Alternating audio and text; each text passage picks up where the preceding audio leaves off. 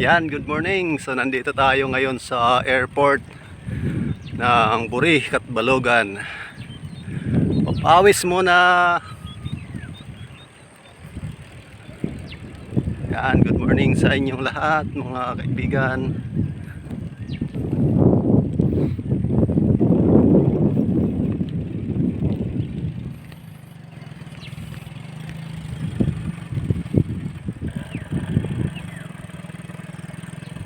Naka-road bike tayo ngayon. Ginamit muna natin si Moso kasi matagal nang hindi nasasakyan. Nagtatampo na. Sabi niya ayaw na niyan tumakbo. Yan. Medyo hindi tayo makagbike kasi may pasok. Kailangan maghanap buhay. Yan.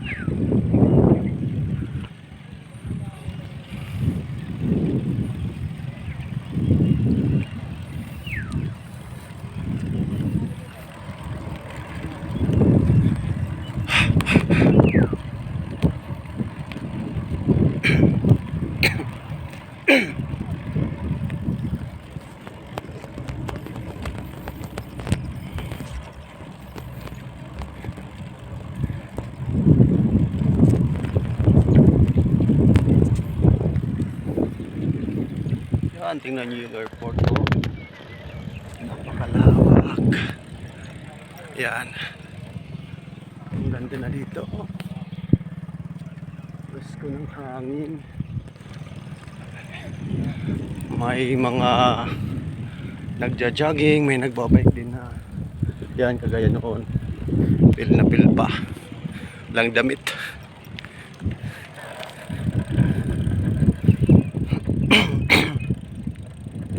Walang damit, walang helmet.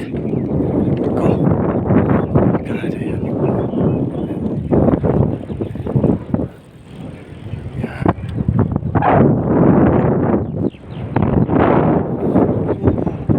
Araw. Kita na yung araw. Ang layo pa doon, no? Tingnan nyo. Kalayo.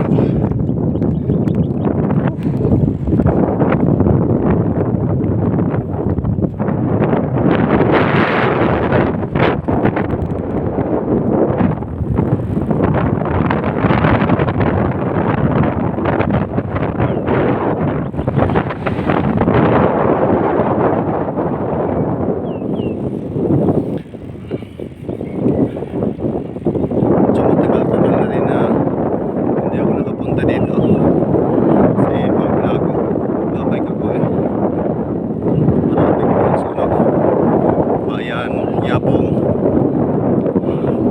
Bibihira lang ako pumunta dito sa Panorte.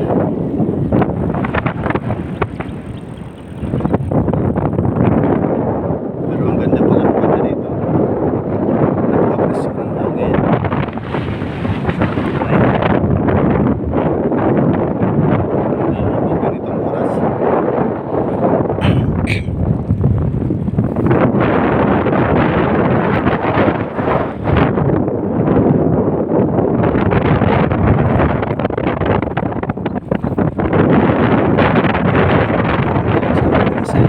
Ganda ng bike ko. Ganda-ganda ng bike natin, ha? Sana tag-isa tayo. ginawa ng story.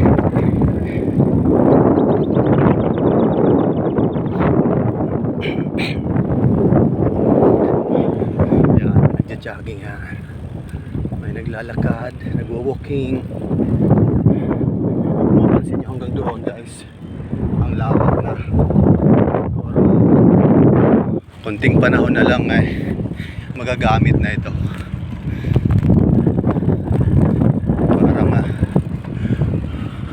sobrang tagal na tagal na ang airport na to hindi pa rin gamit, pero ngayon patuloy na dinidevelop dyan, may mga building na doon at yung mga bundok dito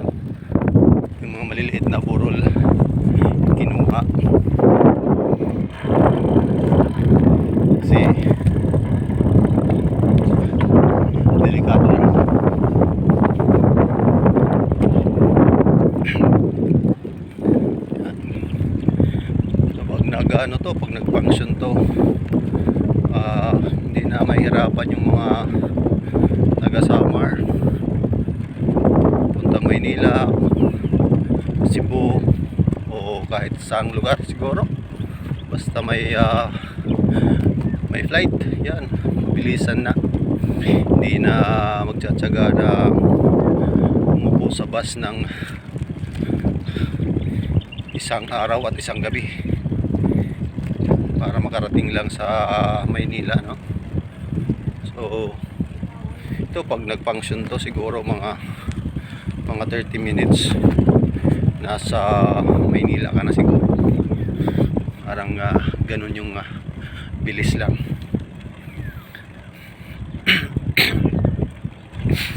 Kasi pag yung iba ay pupunta ng Cebu, doon 30 minutes doon ka na, hindi ka na magtsatsagang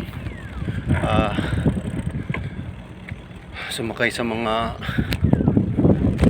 barko at harapin yung mga alon sa buhay. Alon sa, di ba? Minsan maalon gaya ko, takot ako mag-ano, kahit marunong akong lumangoy, pero parang kinakabahan ako pag sumasakay ako ng barko. So mas okay sa akin yung land transportation isa sasakay ako sa sakyang pandagat. Parang may pupuya tayo dyan, pero tayong magagawa, yun lang yung way of transportation na pwede, yun lang yung kaya ng budget natin, di ba? Huwag nating pilitin kung wala naman.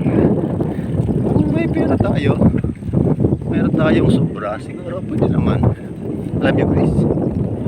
Alam ko yung iba sa inyo matatawa sa akin. Bakit? Sa buong buhay ko pa naman, hindi pa ako nakasakay ng aeroplano. Mas yan ang pangako sa anak ko yung panganay ko sa ako hindi pa. Kailan kaya ko guys magkakasakay ng aeroplano? Sino kaya mag-sponsor sa akin? Sino kaya magsasabi, send mo yung mo, bigyan kita ng pang-aeroplano. Ang sarap noon, diba? Merong mga taong ganyan na mag-ano sa'yo, tapos hindi malay mo balang araw pag blinis tayo ni Lord, binigyan tayo ng sobra, medyo sakto lang, hindi sobra. Kasi pag sobra sayang, ayaw ng Diyos, ayaw ng Panginoon ng may mga nasasayang yung mga ano niya. Minsan antayin natin yung tamang panahon na ibibigay sa atin ng Diyos.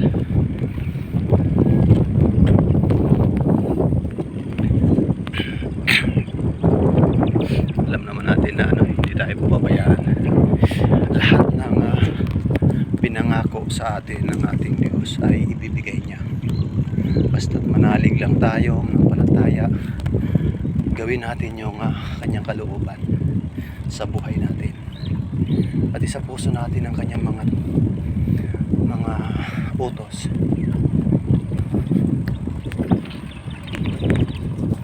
Yeah guys, ito nga noon pinapangarap ko lang na magkaroon ng kahit maliit na bisikleta na kasi nung nag-aaral ako ng elementary, talagang ingit talaga ako sa mga kaklase ko na may bike noon kasi ang layo ng linalakad namin. Yun, pinangarap ko lang magkaroon kahit kaunti. Binigyan ba naman tayo ni Lord? Binigyan tayo ng ganito. Binigyan tayo ng may iba pa. So, isang yan basta antayin lang natin ang tamang panahon, tamang oras na kaloob ng Diyos. Huwag natin siyang pangunahan. Kasi pag pinangunahan natin ng Diyos, alam nyo guys, mayroong mga negatibong result Pero pag inantay natin yung kanyang kalooban, ako, napakasaya. Napakaganda sa pakiramdam. Napakasarap. Masabi mo talaga ang Diyos ay buhay at nandyan siya kasama natin parati. So, yan guys. God bless and good morning sa inyo. So, enjoy your day. Parang enjoy na dito eh. Okay na ako dito. Uuwi na ako. Balik na sa bahay naman. Isang ikot na lang.